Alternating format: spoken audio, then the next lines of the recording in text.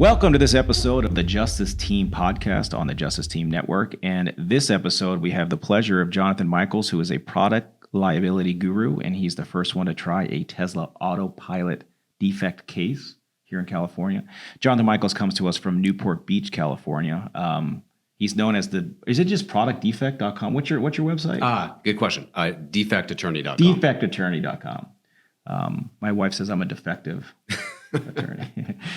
First of all, Jonathan, how do people find you? Can you give like your where they can find you? Because we're going to have a lot of people reach out about these questions. If they have a case against Tesla, they may need help on, or just questions. How do they find you? Yeah, well, thank you for asking. The name of the firm is MLG, Attorneys at Law. You can Google that, but the best way to find us is just go to Google and defectattorney.com. Defectattorney.com. Have you reached the point yet? I mean, I'm sure where other people try to pay for your name or your website to rank higher on Google. Yeah, it's very annoying. It is. I mean, we're fortunate to get the name defectattorney.com quite some time ago, and I'm never letting that go.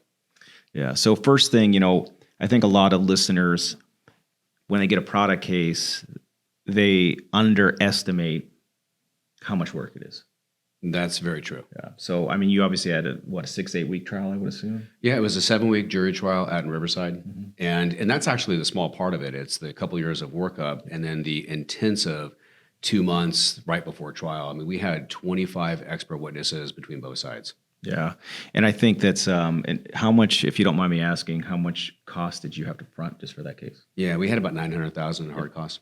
And that's what a lot of people don't realize. I tried one case against Honda, and we were over $1 million for just because you're doing vehicle recreations, rebuilds, and it's expensive. I mean, what people see, and I think what attracts people to it is there's very large injuries, and so very significant injuries. They see that and like, okay, we can handle that. But what they're not understanding is the level of engineering and the expert witnesses you need for that, and they have to be world class. I mean, you have to go up against, in your case, Honda, in our case, Tesla, and you have to beat the engineers who built the product. Yep. And also the consumer expectation that I like this brand, I like them, they're safe. That's true. The defense in every one of these cases is user error. Yeah, it is. And we had the jury trial we just did. We had a number of potential jurors that had Teslas. They were Tesla fan club members, and that's an issue that you have to deal with. But then the opposite also can happen, which is you have some people that are very distrustful of some of the brands. Yeah, and some states or jurisdictions don't even get to ask jurors questions. You're kind of just dealt the hand that you get. But I want to talk about jury selection. We're going to work our way backwards. And, these are very, very intense cases, labor intensive, hours and hours of work, build up expert depositions. And, you pretty much have to be a sub-technical lawyer. Do you have any engineering background? I don't, but I'm super analytical. I mean, I could have been an engineer if I didn't go into this profession. And you have to have a mind that just works that way. You have to understand the science. You have to really even know what the experts are not alluding to and take them down the right path. And you just have to understand engineering principles solid. Yeah, and that's where you have to lean on mentors and others in this space. And there's a fantastic organization called AIEG. You remember this too? Yeah, that's a big deal. Yeah, so let the listeners know what that is and how you can try to get in. Yeah, AIEG is the Attorney Information Exchange Group, nationwide organization of all product defect attorneys. And it's a great organization. They meet twice a year. There's several hundred members. And there's an amazing listserv, really a great group of people that you can go to for information. And, we do product defect stuff, but sometimes you'll get a case that's just on the fringes of things that we do on a regular basis. And so you reach out, and inevitably you'll get an expert within a day of like, oh, you got to use this guy. He's great for those, those rare cases. Yeah, and there's another outfit called the Expert Institute, and they have a platform called Expert IQ, which is fantastic. But AIG, which I do love and a member of as well, and you have to have credentials, apply to get in. You go through a process. You have the work product waiver and stuff like that. So it's not easy. It's funny because it's very true. You really have to apply to be in. And there's they call it sort of a virtual warehouse where we put briefs in, we put deposition transcripts. And so literally every time you log on to the website, you have to affirm that you won't share this outside what their principles are. You're not part of the defense firms. And the sharing is very, very, very deep. Mm-hmm. And, nationwide lawyers, like a community, they have their own firms, but pull together. And that's, whenever we had an expert, there's you guys out of Florida and the group out of Arizona that just pretty much work for auto manufacturers. And we were just tracking experts through the network of AIG. Where were they testifying the week before? What were they talking about? You bring in boxes of depositions that they had just given and trial testimony, and it could be a very bad day for the defense experts, but you got to be prepared. You got to be prepared, and you got to do the work, and it's a lot of work, and it's hard work, and it's deep work, and it's just something that it just doesn't jump off the page. I mean, you really have to dig and dig and dig in these cases. So, I mean, you're going up in Riverside, California. California is a very tech savvy state, and you have a lot of people that are very pro EVs. You have some people that are very anti EVs. So, talk us about jury selection. Kind of what was your method? What were you looking for? That kind of stuff. So, it's interesting. We went through 150 jurors to get to our 12, and we had four alternates. And it was a very difficult process. It took quite some time. One of the issues we had is that Tesla is just it's a big name, it's a big brand right now. And so people that either have Teslas or have shares of stock in Tesla or have biases, in favor of Tesla. And we burned through a lot of jurors. As a matter of fact, our trial judge has the exact same car that was at issue in our case. What was the car at issue? It was a Tesla Model 3. Oh, man. Who was your judge? Chris Harmon. Great judge. Yeah. Riverside has great judges. Mm-hmm. I actually have 2 Teslas. I've had Teslas for like 10 years. So they're okay cars, just don't use the autopilot. Exactly. And I think...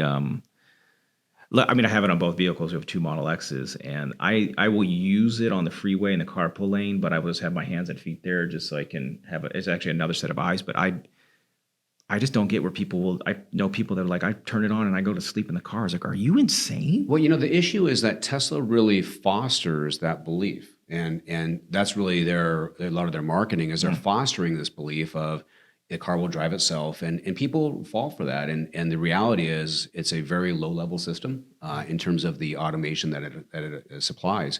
And people just don't have an appreciation of really how hyper vigilant you need to be when you use these cars.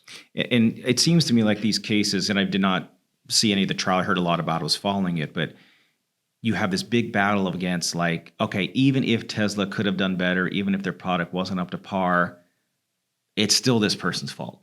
Right, that's probably the hardest part of the case. It is. Yeah. It's funny because they talk out of both sides of the mouth. When they're selling the cars, they're marketing it. It's like, the car is the greatest thing, and it almost drives itself. But when it comes time to standing in front of a jury, they're like, well, on page 912 of the owner's manual, here in 4-point font, it says you always have to have your hands on the wheel. And so they'd love to point to that. And, it's so hypocritical. So you have, just for our listeners, when you do a product liability case, it's not just one cause of action. It's just not one theory of liability when you get to trial. One of them is failure to warn. One of them is consumer expectation test, which Correct. California, I think it's the only California that has that kind of language for consumer expectation. That's pretty much correct. Yeah. And then there's some other ones for like proper design, et cetera, straight negligence. And this is why you need a specialist to try these cases, because when these juries get the verdict form alone, it's like 5 or 6 pages. It certainly can be. You can have 40 questions that the jury's answering, and they can get really tripped up. And so one of the things that we really try to do for all of our products cases is we do focus groups, a lot of focus groups, really in large part to get the verdict form correct. So they're not getting tripped up on it, because we've had jurors and we watch them when they deliberate, like in our focus groups. And you can see these jurors can get tripped up. They're just not understanding the language of the question. So we spend an enormous amount of time on the verdict form.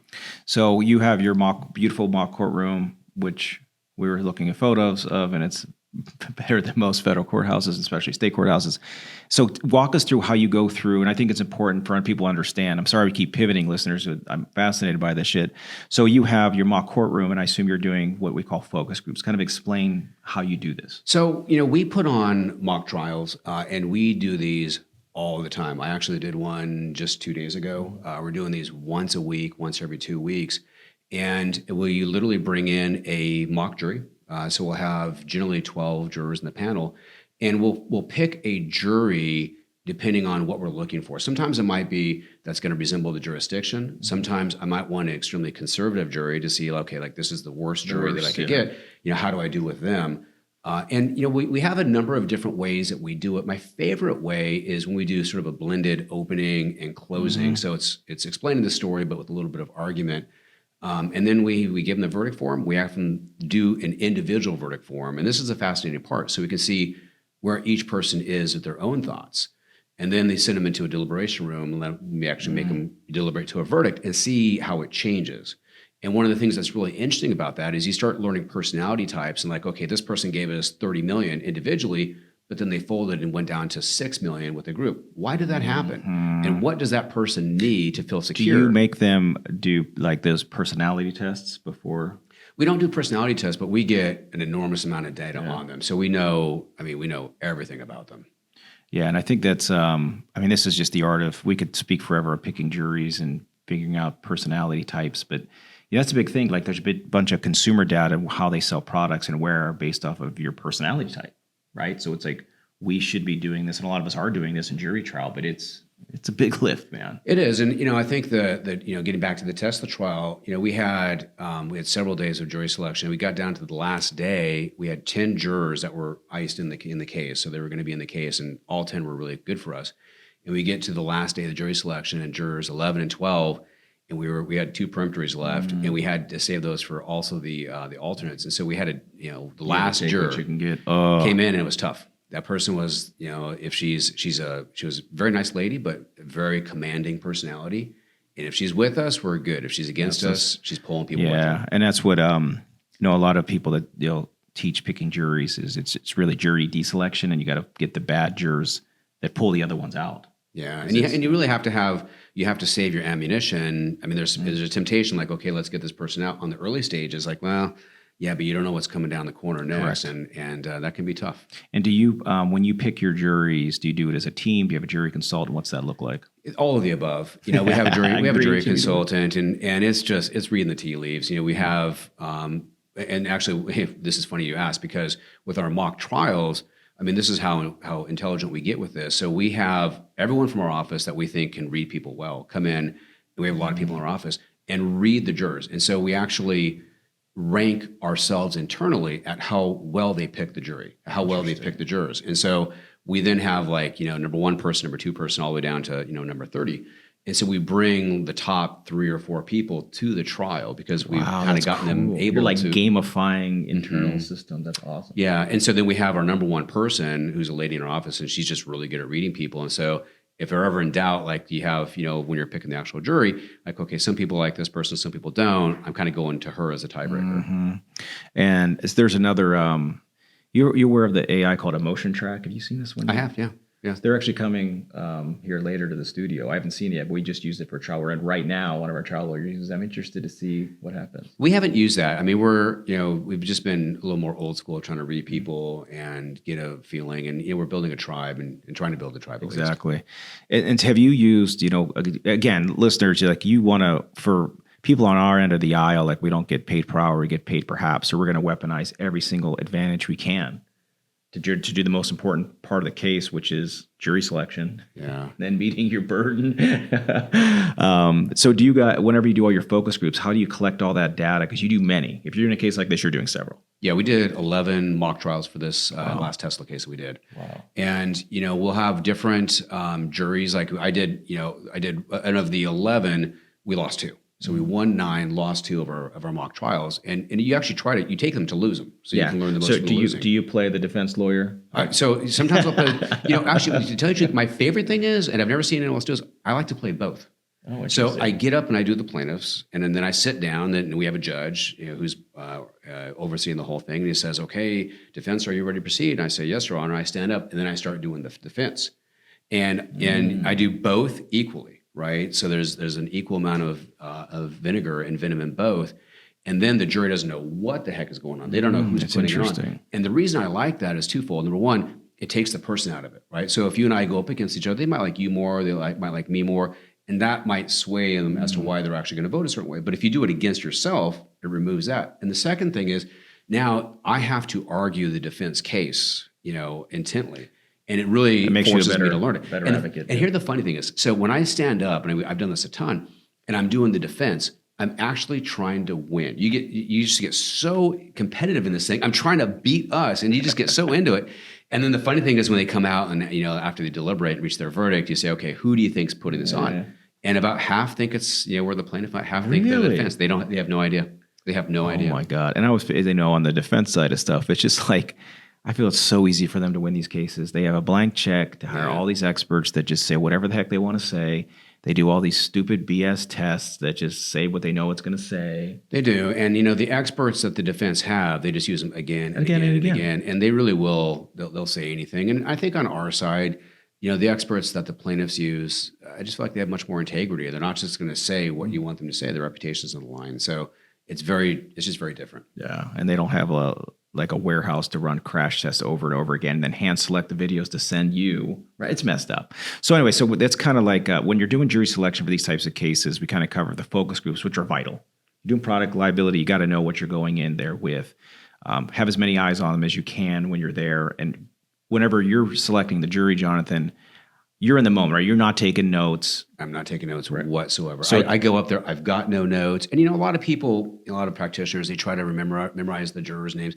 I don't do that. I'm really just into the energy of it. I'm feeling your energy, and I'm trying to understand what you're feeling. And I'm trying to, as much as I can, look into your soul and see what's your story and understand, what motivates you? What do you need to hear? And so I've got no notes, and it's just all about the connection and really being at one with them.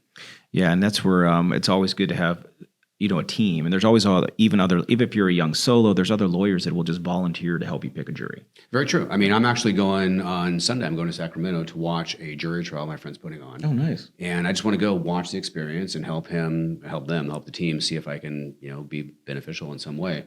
And I'm going to learn something. Every one of these that you do, you just learn something. And so, if you're just starting out, go watch jury trials, and you'll learn different ways and things that are effective and things that might not be effective for your style. Yeah, and that's the hardest part to learn as a trial lawyer is jury selection, to learn how to get jurors off for cause. And we could do a whole seminar or a whole podcast on this, and maybe we will. But the thing is, it's a lot of practice.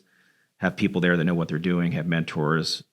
There's literally people that'll sit next to you to help you pick these juries. And there's the televised trials are great, but they don't do jury selection just for privacy issues. Many of them. Yeah, that's unfortunate, really. I mean, we've been on CVN, and it's great to be on CVN. You see the trial, but the jury selection, I mean, that's where a lot of the magic happens. Yeah, and for a CVN, it's Courtroom Viewer Network. Is that what it's called? Yeah, Courtroom View Network. Courtroom View. I've had one on there too. It's you can pay a subscription and watch live trials, recorded trials. A great tool.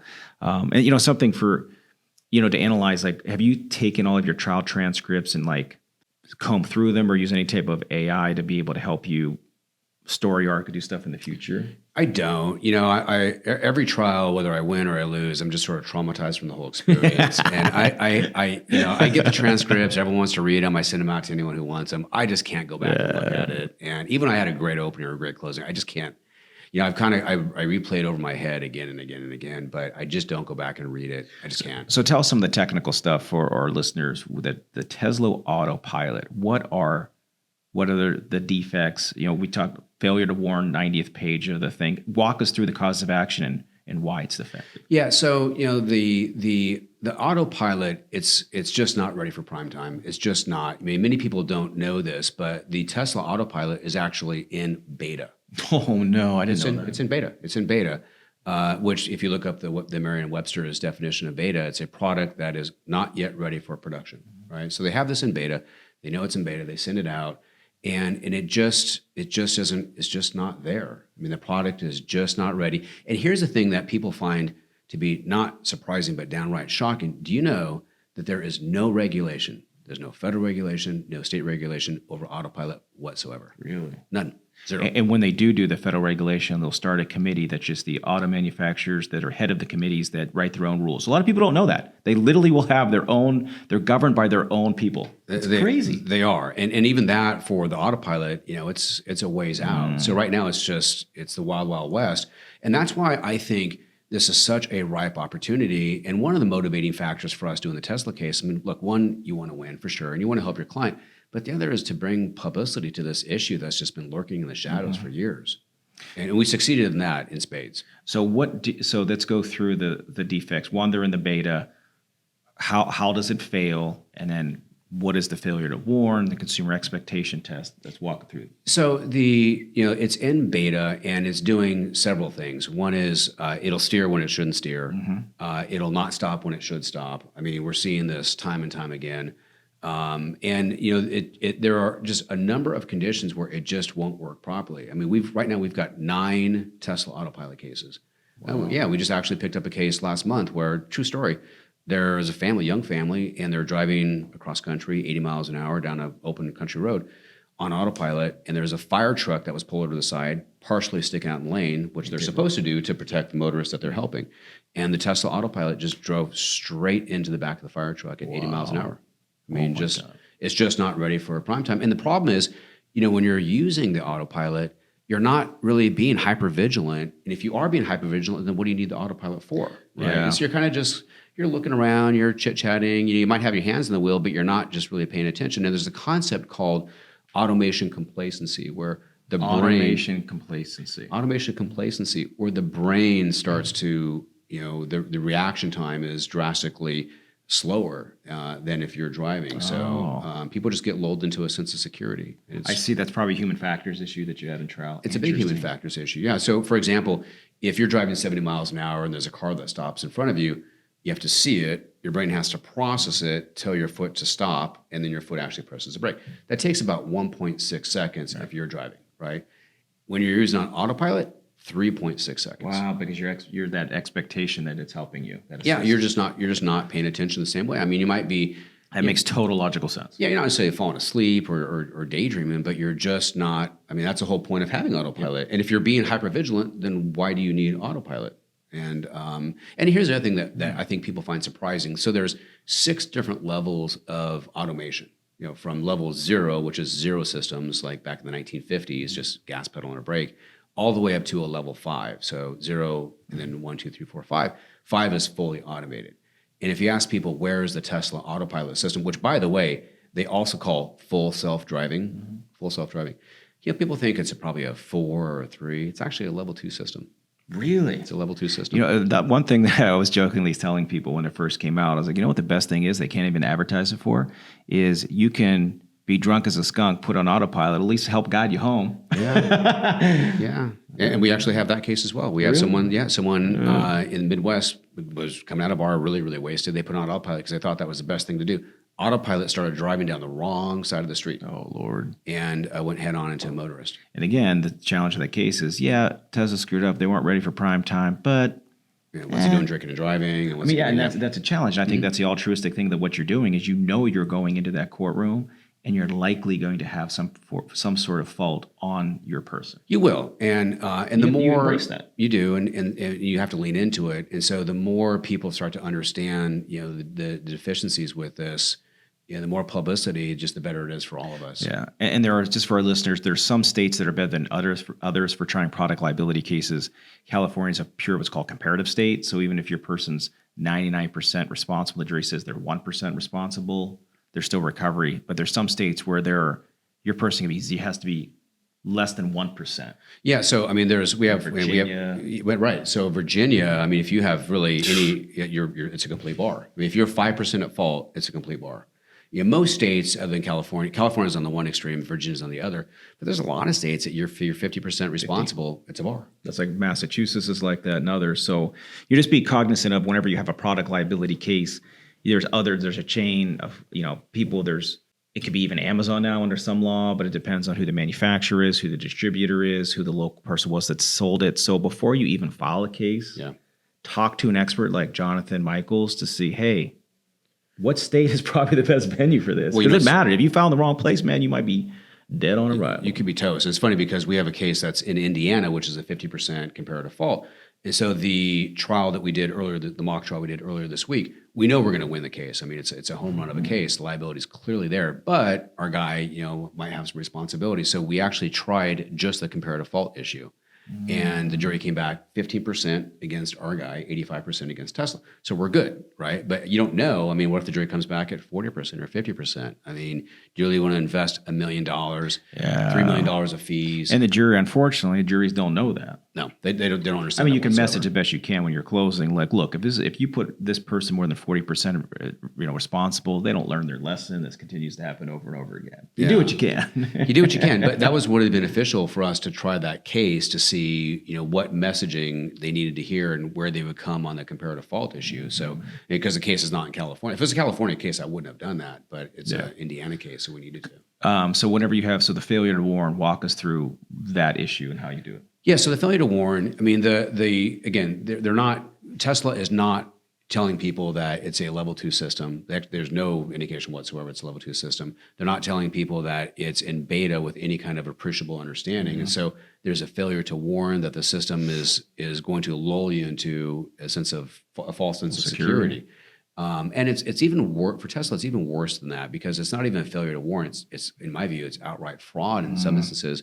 Because they've got videos. I mean, right now on their website, they have videos demonstrating misuse. They have videos of people driving, like Tesla engineers driving their cars with no hands on the wheel whatsoever and just driving around. And you're really educating people on how to misuse the product. Wow. Yeah. I didn't know that. That's crazy. And I think what's recent enough was part of your trial, or if it happened too late in time, but there's the whistleblower at Tesla that was an engineer that came forward. We were unable to find any ex-employees that we're able to use. And we knew of a couple and we tried to subpoena them and we were just unable to, unfortunately. Yeah. And that's when you're fighting against Goliath here. There's a lot of people that will literally suppress the truth. Yeah, there are. There's just a lot, and those guys, the engineers who work for Tesla, they have a lot to lose. And we actually had, I mean, in that case that we just tried, we had the number 2 person in the entire company, the person who literally is in charge of the entire autopilot system, who reports directly to Elon Musk.